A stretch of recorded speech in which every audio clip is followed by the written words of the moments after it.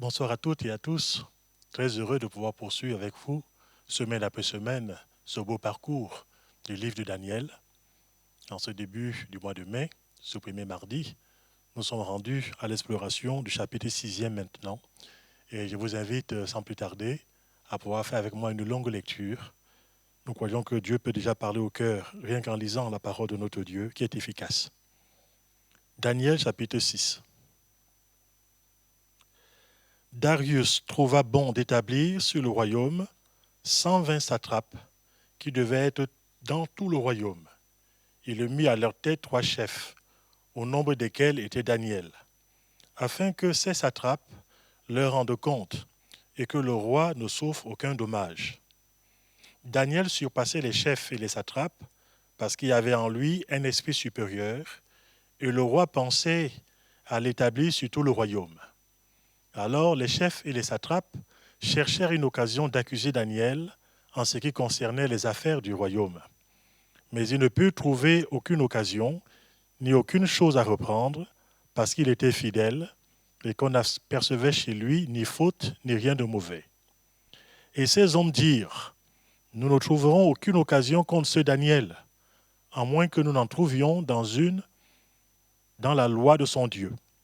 Puis ses chefs et ses satrapes se rendirent tumultueusement auprès du roi et lui parlèrent ainsi. Roi Darius, vis éternellement.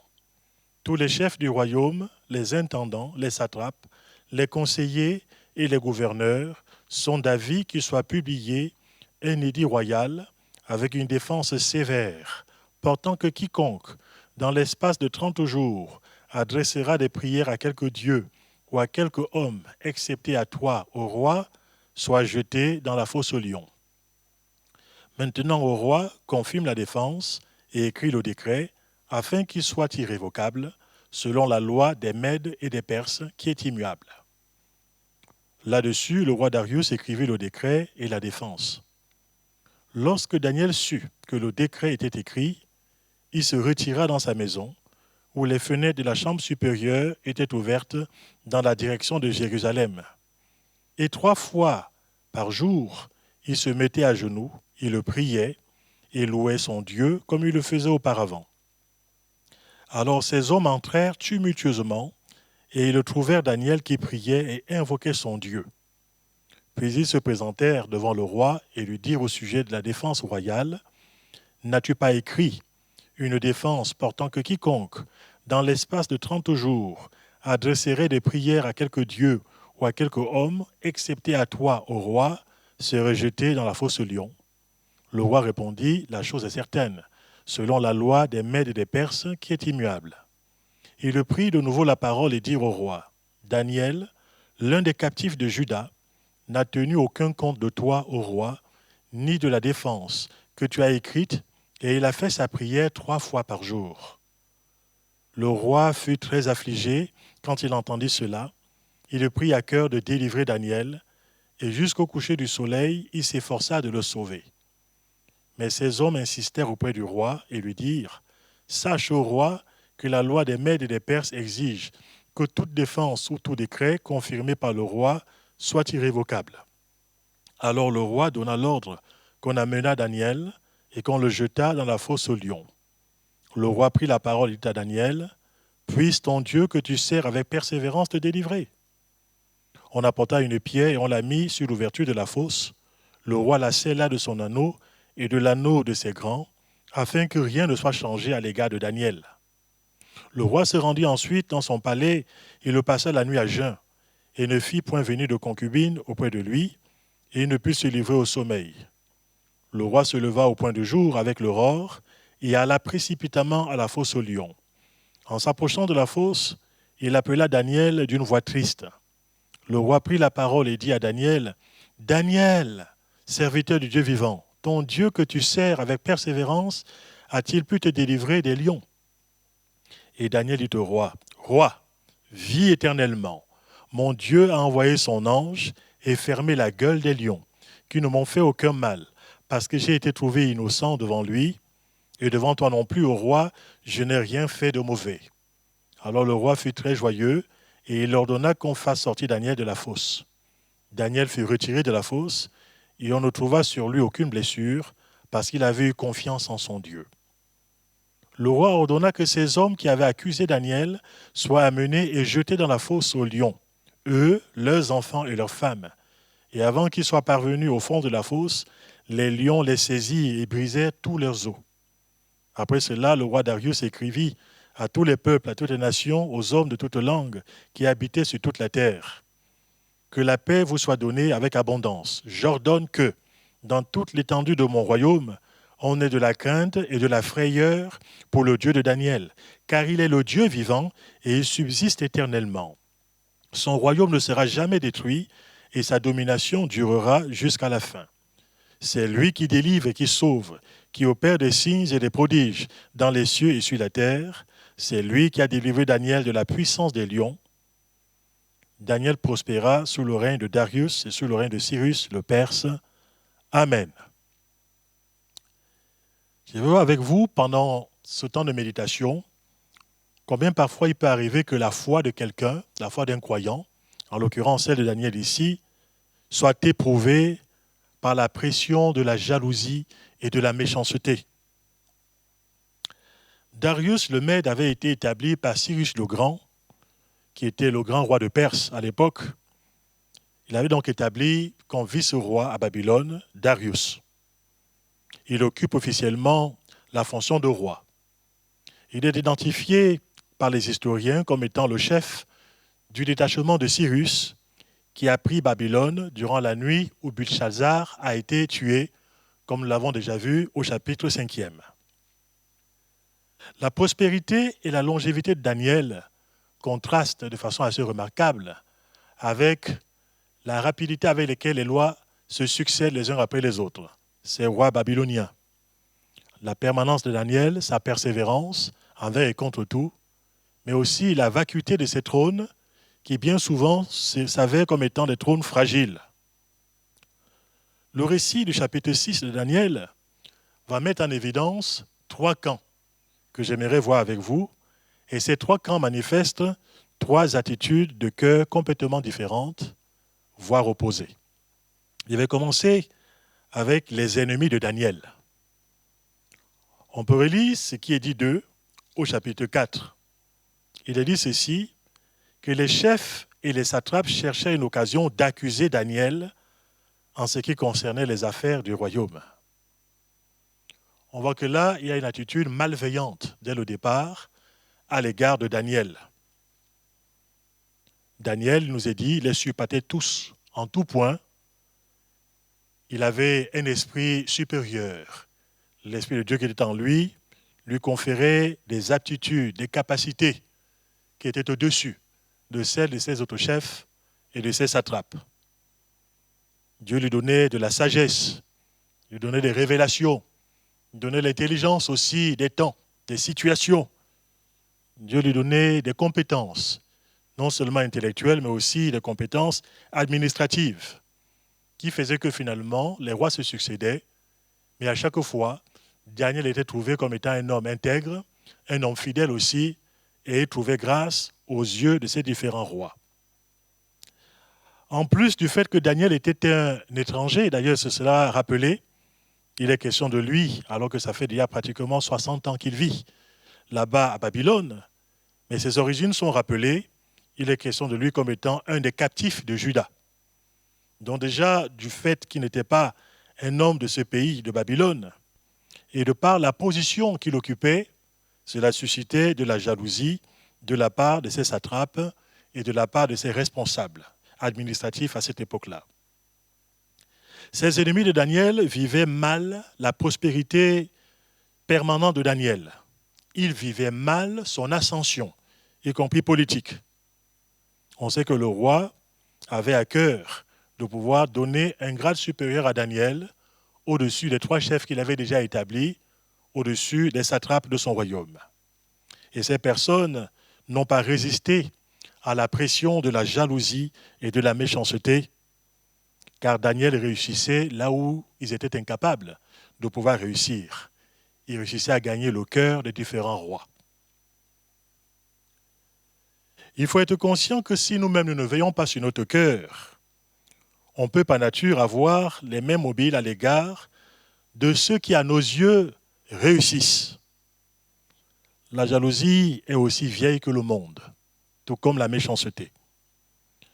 Mais ces deux mobiles peuvent devenir des leviers dangereux, que ce soit dans une famille, que ce soit dans la vie professionnelle, que ce soit dans la société, que ce soit entre les nations, même dans le cadre de l'Église, y compris l'Église locale, et de façon générale aussi dans l'œuvre de Dieu. Parfois, des gens en arrivent à des jalousies entre des églises, ce qui serait le comble. Les pulsions charnelles dans le cas de Daniel ont amené ses ennemis jaloux à organiser de façon sournoise et de façon basse un odieux complot contre cet homme de Dieu. Les ennemis de Daniel ont cédé à leurs sentiments d'envie, les sentiments de jalousie, à leurs ressentiments à l'égard de Daniel. Ils ont cédé à la pression de la haine et de la méchanceté à l'égard de cet homme jugé fidèle et intègre. Ces mauvais sentiments sont fréquemment le partage des méchants à l'égard de ceux que Dieu bénit, ou tout simplement de façon beaucoup plus large, à l'égard de ceux qui semblent réussir dans la vie. C'est un poison dans un cœur. Ça peut être un poison aussi dans une société. Les ennemis de Daniel ont cédé au désir de renverser Daniel de sa position d'autorité en essayant de le discréditer ou de trouver en lui des motifs pour qu'il puisse être révoqué, pour qu'il puisse être renversé de la position finalement que Dieu lui avait accordée en ce temps-là. La Bible, dans ce passage de Daniel, va mettre devant nos yeux des mauvaises traces à ne jamais suivre. Ces ennemis de Daniel sont montrés en lumière pour que nous ne puissions pas suivre le chemin de la jalousie, le chemin des basses manœuvres, des complots souterrains et ténébreux. Parce que de vous à moi, si notre cœur naturel n'est pas régénéré, et quand bien même il est régénéré, s'il n'est pas tenu en bride par le Saint-Esprit et par la parole de Dieu, et s'il se laisse aller à lui-même, il va de soi que ces pentes naturelles du cœur de l'homme tortueux et méchant peuvent nous amener dans les méandres de l'envie, de la jalousie et même de la méchanceté. Certaines situations de la vie peuvent nous y pousser. Mais nous devons veiller sur notre cœur plus que sur toute autre chose, en laissant Dieu être le maître de nos vies, mais aussi le maître des circonstances que nous pouvons rencontrer dans notre vie ici-bas sur la terre. Ayant parlé des ennemis de Daniel, de leur état d'esprit, j'aimerais évoquer sobrement la position spirituelle de cet homme appelé Darius, qui va devenir roi. C'est-à-dire, finalement, mandaté par le grand roi Cyrus, il va occuper cette fonction là-bas du côté de Babylone. Cet homme ne s'est pas rendu compte, alors qu'il était animé auparavant de bonnes intentions à l'égard de Daniel. Il ne s'est pas rendu compte du complot qui était ourdi à l'égard de cet homme de Dieu, juste et intègre, honnête dans les affaires et qui faisait un travail remarquable dans son royaume. Il ne s'est pas rendu compte que quand les gens sont venus le voir, les ennemis de Daniel, c'était pour qu'ils puissent être instrumentalisés, manipulés par ces personnes sans scrupules qui cherchaient plus à se servir eux-mêmes qu'à servir le roi Darius ou à servir le royaume dont il était le roi. Ils vont utiliser le levier de la flatterie à l'égard de ce roi Darius. C'est un piège terrible et dangereux.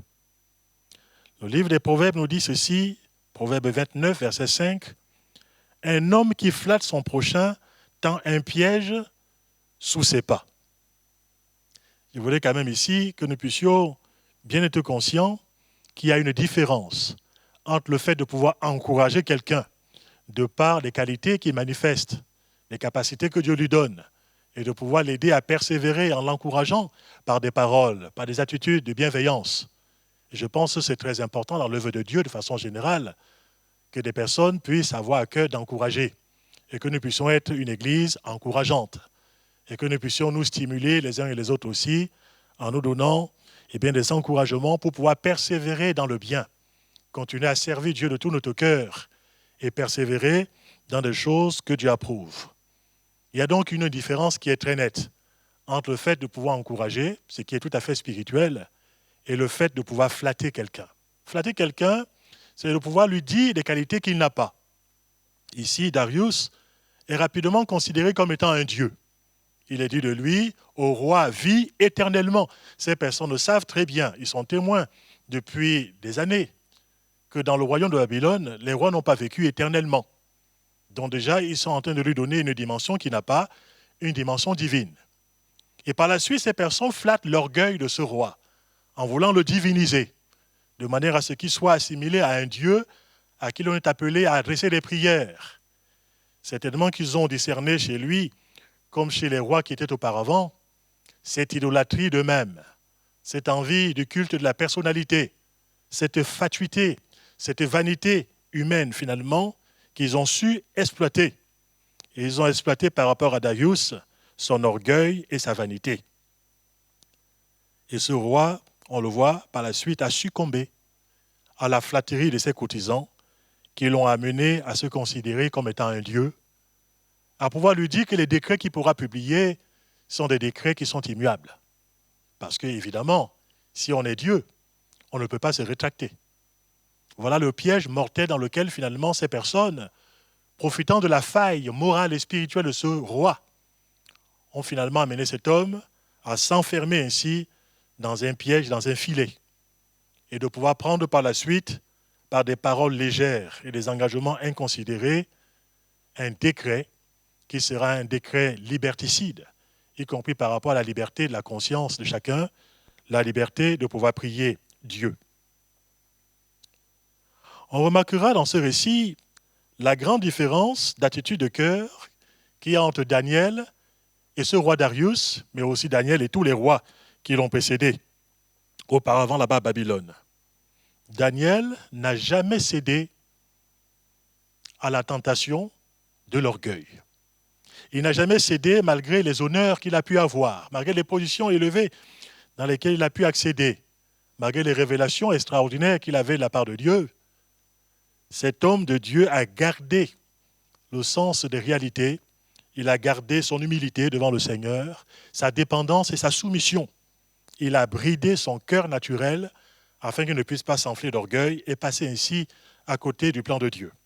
Ce qui n'a pas été le cas par rapport à cet homme appelé Darius, qui était un homme qui ne connaissait pas Dieu en intimité et qui n'avait pas une attitude de soumission à l'égard du Seigneur. Ce roi Darius va devenir prisonnier de ses paroles. Prisonnier finalement de ce groupe de pression. Ces personnes finalement qui voulaient le pouvoir, ces personnes qui convoitaient la place de Daniel et qui par leurs envies, par leur jalousie, par leurs intrigues et leurs flatteries, ont fait tomber ce roi qui était auparavant bien disposé à l'égard de Daniel, ils l'ont fait tomber dans un piège terrible. J'aimerais vous parler maintenant de Daniel et de voir comment est-ce que cet homme a pu agir dans ces circonstances difficiles. Parce que rapidement, Daniel a été mis sous pression. Je parlerai plus tard de la situation qu'il a eue quand il se trouve dans la fosse aux lions. Mais j'aimerais dès à présent faire remarquer que le véritable combat spirituel s'est déroulé à partir du moment où le décret du roi Darius a été publié, ce décret de pouvoir interdire quiconque dans le royaume de pouvoir prier un autre Dieu que cet homme qui s'est pris finalement pour un Dieu qui a accepté d'être divinisé par ses courtisans. À partir de ce moment-là, Daniel avait le choix d'obéir à ce décret inique et diabolique pour sauver sa position, pour sauver son emploi, pour sauver son statut de haut fonctionnaire. Ou alors, il avait la liberté de pouvoir refuser, de céder à cette pression spirituelle d'origine diabolique, quitte à tout perdre, y compris son poste, quitte à pouvoir même perdre aussi sa propre vie. Et c'est le choix spirituel et moral que Daniel a fait, comme on le verra par la suite. Les ennemis de Daniel ont essayé de constituer, comme on le dit aujourd'hui habituellement, un dossier d'accusation contre Daniel. Ils ont cherché par tous les moyens, les occasions de le prendre en faute. Ils le souhaitaient secrètement, et même de façon ostensible par la suite, à trouver dans la vie de Daniel des dérapages qu'ils auraient pu exploiter pour le déstabiliser et l'évincer de son poste élevé. Les ennemis de Daniel étaient comme des prédateurs, prêts à bondir sur une proie innocente, à la moindre occasion qui serait favorable. Et quand ils n'ont rien trouvé dans le comportement de Daniel, dans la gestion de ses affaires concernant le royaume, quand ils n'ont pu pas trouver un chef d'accusation qui soit valable, qu'est-ce qu'ils ont fait? Ils ont voulu le trouver en définitive dans ce qui faisait l'essence de la vie de Daniel, sa relation avec Dieu, la foi de Daniel. Ils ont voulu attaquer sa foi pour qu'elle soit pour lui une occasion de chute. Daniel, quant à lui, n'a pas cédé un pouce de terrain à la forte pression à laquelle il a été soumis. Ses succès antérieurs sous différents rois ne lui ont pas fait perdre le sens de dépendre de Dieu, de compter sur la grâce du Seigneur. Bien au contraire. C'est pourquoi il n'a pas succombé déjà d'une part au désir naturel de vouloir se venger par lui-même. Le désir de pouvoir finalement rendre le mal par le mal. Le désir de pouvoir utiliser des armes qui seraient des armes charnelles. Des armes que Dieu ne lui recommandait pas, évidemment. Et comme il ne recommande jamais d'utiliser ce genre d'armes à ceux qui lui appartiennent, à ceux qui font partie de son peuple. Quand bien même il pourrait être mis sous pression dans leur famille, sous pression dans le lieu de travail, sous pression dans la société, sous pression dans le monde dans lequel nous pouvons évoluer. Daniel n'a pas non plus cédé à la pression du doute qui aurait pu remplir son cœur, à la pression du découragement, en se disant, cette affaire n'arrête pas. Sous différents royaumes, il a chaque fois fallu que je puisse faire mes preuves. Il aurait pu finir par se décourager, et ce n'a pas été son cas. Daniel n'est pas rentré non plus dans une phase de marchandage, dans une phase de compromission, voulant à tout prix ménager la chèvre et le chou, voulant être tiède pour ne pas être dérangé. Il n'a pas voulu à tout prix sauver sa position ou sauver sa peau dans cette affaire. Pour lui, il y avait un enjeu qui était beaucoup plus grand. C'était l'honneur de Dieu, c'était la gloire de Dieu, beaucoup plus que sa propre vie. Je pense que Daniel, qui était quand même un homme de la même nature que vous et moi, il a dû être tenté en toutes choses, et même au-delà de ce que j'ai pu dire, tenté. La tentation, c'est une chose. Nous sommes tous tentés d'une manière ou d'une autre. Et le tentateur utilise toutes sortes de ressorts pour nous faire craquer moralement, pour nous faire craquer spirituellement. Parfois, il peut mettre la pression sur un croyant intègre, sur une personne qui sert Dieu avec persévérance, comme c'était le cas de Daniel, dans le but de l'amener à craquer spirituellement et moralement. Daniel a été tenté, sans doute, par rapport à toutes ces réalités, mais par la grâce de Dieu et par le secours du Seigneur sur lequel il s'est toujours appuyé, il n'a pas succombé à la tentation, il n'a pas succombé au péché, il n'a pas laissé sa vie être contrôlée par le diable ou contrôlée par les mauvaises intrigues ou contrôlée par la puissance du péché qui faisait pression sur sa conscience, qui faisait pression sur sa vie tout court. Toutes les pressions extérieures n'ont pas amené Daniel à craquer, parce que les ressources de Dieu et les pressions spirituelles qui s'étaient lui-même imposées déjà étaient beaucoup plus fortes que les assauts du diable et des hommes méchants. C'est un secret qui nous est donné ainsi. Le monde fera toujours pression sur l'Église. Le diable rôdera toujours autour des croyants intègres, des croyants honnêtes, des croyants qui veulent marcher avec Dieu, cherchant qui il va dévorer. La pression peut être là, et même parfois le harcèlement peut être là, y compris dans le lieu du travail. Mes frères et mes sœurs, ce qui est important, ce n'est pas cette pression, mais c'est la pression intérieure aussi que nous avons cultivée par rapport à Dieu. Ce sont ces ressources que le Seigneur nous donne. Ce sont ces ressources aussi que nous cultivons dans une dépendance par rapport au Seigneur qui nous rendent capables de pouvoir supporter toutes sortes de pressions et toutes sortes d'oppressions. Daniel, et cela a été dit plusieurs fois par différents rois, il avait en lui un esprit supérieur. C'était l'esprit de Dieu. Et mes frères et mes sœurs, n'oublions jamais que celui qui est en nous est plus fort que celui qui est dans le monde. Nous ne sommes pas tout seuls. Le Saint-Esprit vit dans notre cœur en tant qu'enfant de Dieu. Le Saint-Esprit, c'est le consolateur, c'est l'avocat, c'est celui qui nous défend, qui nous donne des ressources, c'est celui qui nous fortifie, c'est celui qui plaide notre cause, qui nous rend capables.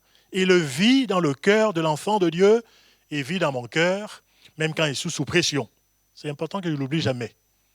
Je suis devenu le temple du Saint-Esprit, je ne suis jamais tout seul. Jamais tout seul. En plus de cette réalité du Saint-Esprit qui vivait en lui, Daniel avait une vie qui était enracinée dans une solide relation avec Dieu, qui se manifestait par sa connaissance de la parole de Dieu, mais aussi par une vie de prière particulière. Daniel connaissait les Saintes Écritures.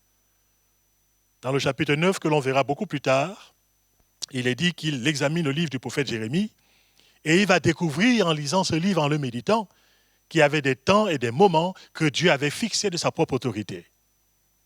C'était donc un homme qui était fondé sur la parole de Dieu, non pas sur les idées des hommes, non pas sur les philosophies de son époque, mais son cœur se nourrissait de la parole du Seigneur. Daniel repassait, peut-être dans son cœur qui connaissait la parole de Dieu, peut-être repassait-il ces paroles du psaume 37. Je vais citer quelques-uns des versets. Verset 1er, par exemple, du psaume 37, il nous est dit « Ne t'irrite pas contre les méchants, n'envie pas ceux qui font le mal. » Au verset 3, il est dit « Confie-toi en l'Éternel et pratique le bien. » Au verset 4, il est dit « Fais de l'Éternel tes délices et il te donnera ce que ton cœur désire. Recommande ton sort à l'Éternel, mets en lui ta confiance et il agira. » Verset 5. Et au verset 6, il nous est dit « Il fera paraître ta justice comme la lumière et ton droit comme le soleil à son midi. » Toutes ces paroles, Daniel les connaissait. Un homme fondé sur la parole de Dieu, qui repasse dans son cœur les promesses de Dieu, la parole du Seigneur. On voit donc qu'il va utiliser des armes spirituelles, non pas des armes charnelles. Ces armes spirituelles qui sont capables, par la vertu de Dieu, comme l'a dit l'apôtre Paul, de renverser les forteresses, de pouvoir éteindre les traits enflammés du diable.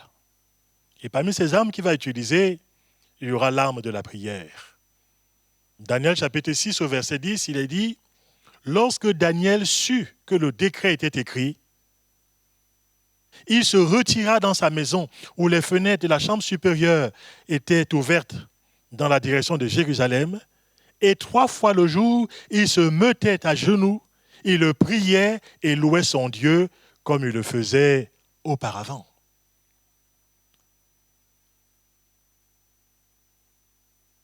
Sous la forte pression qui pesait sur sa vie, Daniel ne s'est pas dit « Je vais prier dans mon cœur, le Seigneur est bon, il me comprend. » Il ne s'est pas dit « Je vais prier à voix basse. » Il ne s'est pas dit « Je vais maintenant fermer ma fenêtre, alors qu'auparavant je priais toujours avec la fenêtre ouverte. » Daniel ne change rien à ses habitudes. Non pas parce qu'il veut braver, non pas parce qu'il veut montrer qu'il est téméraire, absolument pas, mais parce qu'il ne veut pas se laisser conditionner par les choses du monde, par les pressions spirituelles contraires à la volonté de Dieu. Daniel n'a rien changé à ses bonnes habitudes. Ce n'est pas étonnant qu'il ait dit de lui plusieurs fois, c'est un homme fidèle. Oui, mes frères et mes sœurs, il y a de bonnes habitudes desquelles le Seigneur nous appelle à être fidèles. Surtout à ne pas changer, quels que soient les temps que l'on peut vivre, quels que soient les moments, quelles que soient les circonstances. L'habitude de prier, par exemple, avec foi. L'habitude de lire la parole de Dieu. L'habitude de louer le Seigneur. L'habitude de pouvoir exercer sa foi, s'attendant au Seigneur, quelles que soient les pressions. Gardons ces bonnes habitudes. Cultivons-les. En ouvrant sa fenêtre en direction de Jérusalem, Daniel a ainsi honoré la requête du roi Salomon quand il a fait la dédicace de la maison de prière qu'il avait bâtie à Jérusalem. Salomon a évoqué différents cas de figure pour que le Seigneur puisse exaucer les personnes qui prieraient.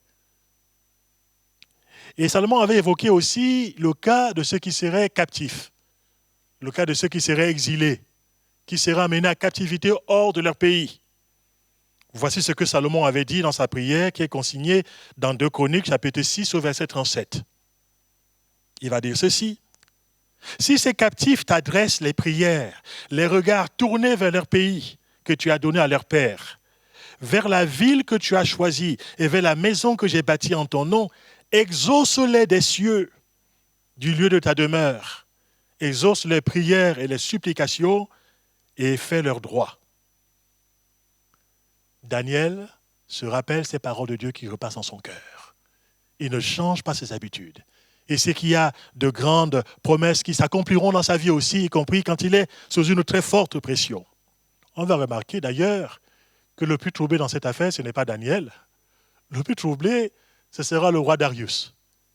Il est troublé dans sa conscience. Il est troublé par rapport à sa légèreté dans ce qu'il a pu décréter par rapport à Daniel. Il le connaissait qui était Daniel. Il connaissait son intégrité. Il connaissait son honnêteté, y compris morale et spirituelle. Sa conscience est tourmentée. Il n'arrive pas à trouver le sommeil. Daniel, quant à lui, est en paix. Il a transmis la pression à Dieu. Il a transmis ses problèmes au Seigneur. Il s'est remis. Eh bien, à Dieu, il a recommandé son sort. Non pas aux hommes, mais il a recommandé à l'Éternel, le Dieu qui ne change pas. Par la suite, il nous est dit que Daniel sera jeté dans la fosse aux lions.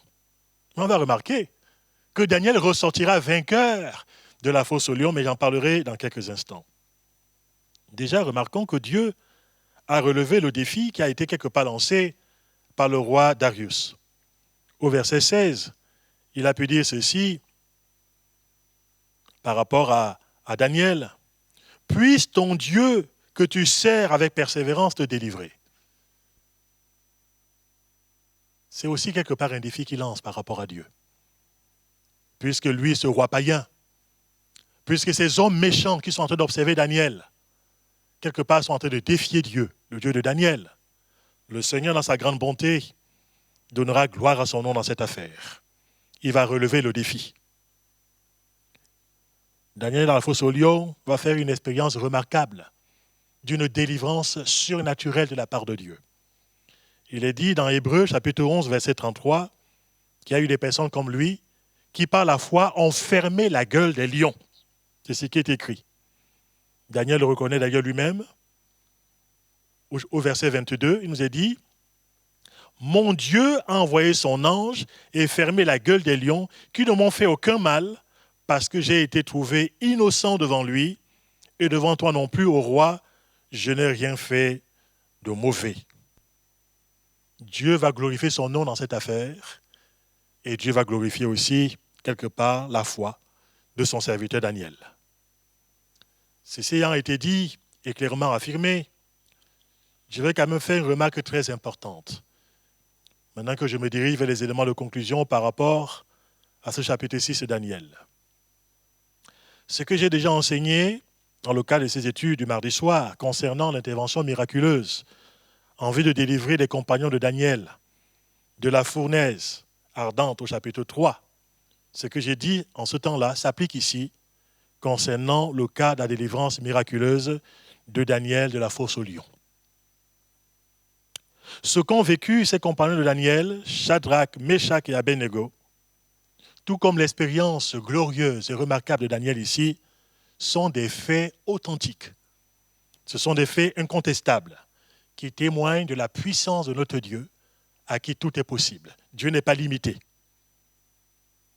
Toutefois, l'ayant bien affirmé, il serait injuste et dangereux, spirituellement parlant, d'attribuer à un manque de foi tous ceux qui ont été exposés à des pressions extrêmes, semblables à celles que je viens de citer, et qui n'ont pas été délivrés par Dieu. Dieu est-il injuste?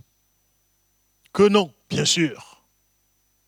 Dieu est-il arbitraire dans ses interventions? Que non, bien évidemment. Dieu ferait-il du favoritisme? Que non, cela va de soi. Dieu est parfait et il est parfaitement juste. Mais Dieu, comme on l'a vu plusieurs fois dans le livre de Daniel, c'est le Dieu qui est souverainement élevé. Et les pensées de Dieu sont au-dessus de nos pensées.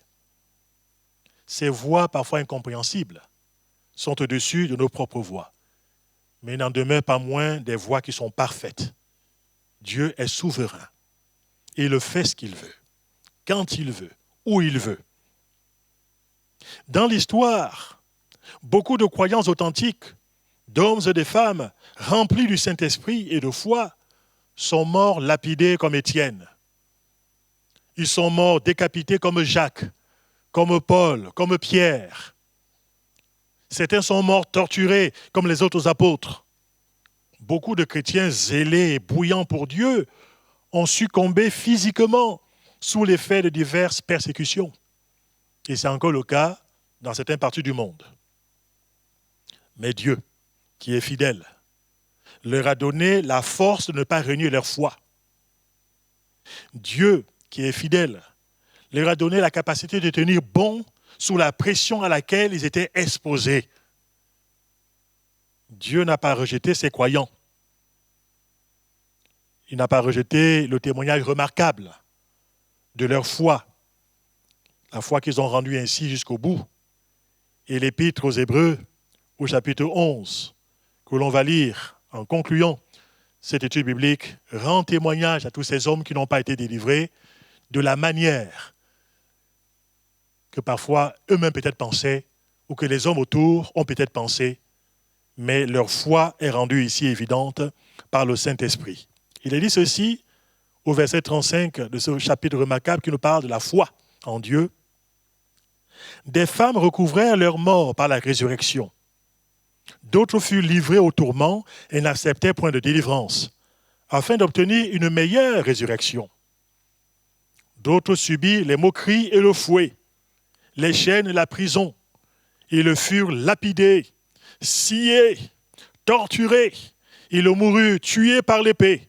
Ils allèrent çà et là, vêtus de peau de brebis et de peau de chèvre, dénués de tout, persécutés, maltraités, eux dont le monde n'était pas digne, errant dans les déserts et les montagnes, dans les cavernes et les antres de la terre, tout cela à la fois desquels il a été rendu témoignage, n'ont pas obtenu ce qui leur était promis, Dieu ayant en vue quelque chose de meilleur pour nous, afin qu'il ne parvienne pas sans nous à la perfection. Bien-aimé, cet enseignement est très important. Gardons de l'équilibre spirituel quand nous lisons la parole de Dieu. Et n'enfermons jamais Dieu dans des schémas de délivrance ou d'intervention qui nous plaisent ou qui nous arrangent. Nourrissons notre foi de toute la parole de Dieu et croyons que Dieu est bon pour nous en tout temps et qu'il fait ce qu'il veut dans nos vies, selon des saints, selon sa sagesse et pour sa seule gloire. Il est souverain, que son nom soit béni. Je remarque en finissant qu'au verset 24, les accusateurs de Daniel sont jetés dans la fosse aux lions qu'ils avaient suggérée pour Daniel.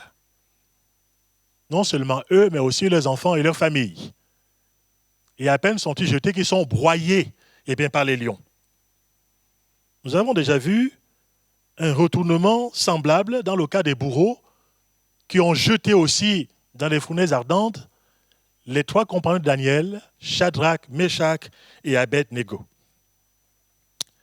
Dans le livre d'Esther, l'échafaud qui avait été préparé par Haman, l'ennemi des Juifs, va finalement servir parce qu'il voulait que Mardochée soit pendu à cet échafaud. Dieu va retourner la situation favorablement par rapport à Mardochée, et ce sera lui, Haman, l'ennemi de Dieu et l'ennemi des Juifs, qui sera pendu. Dieu est celui qui est capable de retourner des situations. Dans Proverbe 26, au verset 27, il est dit « Celui qui creuse une fosse y tombe ». Je pourrais vous dire que cela est vrai Si quelqu'un se met à creuser une fosse pour qu'un croyant intègre, sérieux et consacré puisse y tomber, il y a de fortes chances que ce soit lui, finalement, qui puisse tomber dans cette fosse. Après avoir fait souffrir les croyants, Satan, l'antichrist et le faux prophète, eux seront jetés à la suite des temps dans les temps ardents de feu et de soufre. Voilà pourquoi je vous dis, mes frères et mes sœurs et mes amis, qu'il vaut toujours mieux souffrir en étant dans le camp de Dieu, plutôt que de prospérer pour un temps en étant dans le camp des ennemis de Dieu. Parce que de vous à moi, à la fin, celui qui a toujours raison, celui qui a le dernier mot, c'est Dieu. Plaise à Dieu que nous puissions lui appartenir et que nous puissions rester dans ses voies, quels que soient les temps et quelles que soient les pressions que nous pouvons vivre, cela pour la louange et la gloire de son nom. Couvrons nos cœurs devant le Seigneur. Je te remercie, Seigneur, mon Dieu et mon Père, pour ta bonté. Je te remercie pour ta grâce. Je te remercie pour l'amour que tu manifestes pour chacun d'entre nous. Je te remercie pour ce récit de Daniel et pour tous les enseignements spirituels que nous pouvons en tirer. C'est un livre qui nous parle, c'est un livre actuel, c'est un livre permanent d'instruction spirituelle pour nos vies, qui nous stimule à la foi en Dieu, envers et contre tout, Seigneur. Nous vivons des temps où beaucoup de gens te rejettent et nous vivrons des temps de plus en plus difficiles.